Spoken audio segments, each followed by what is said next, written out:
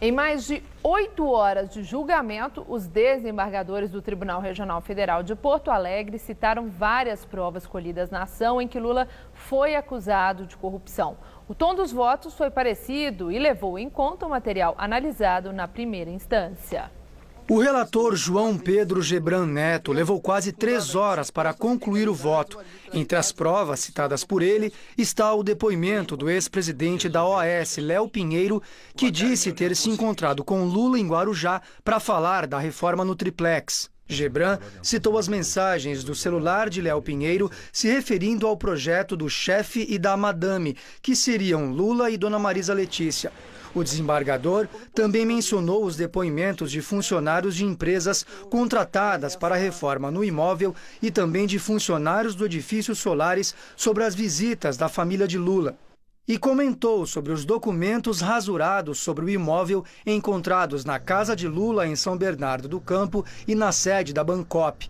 Para Gebran, Lula agia nos bastidores, influenciava nomeações da Petrobras e tinha conhecimento dos contratos fraudulentos da estatal com as empreiteiras.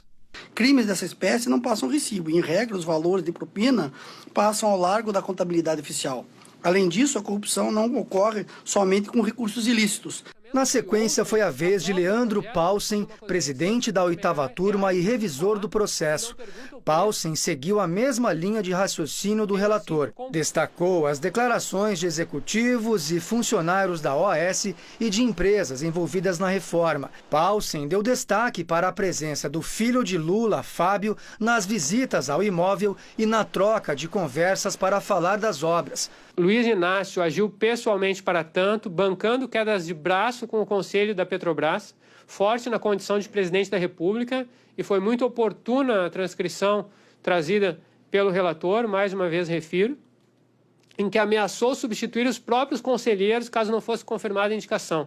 Com o placar em 2-0 a favor da condenação de Lula, o julgamento já estava definido. Só faltava saber o voto do último desembargador, Vítor dos Santos Laus. Logo no início de sua fala, ele já dava indícios de que votaria junto com os 2 colegas de tribunal e acabou utilizando argumentos parecidos com base nas mesmas provas.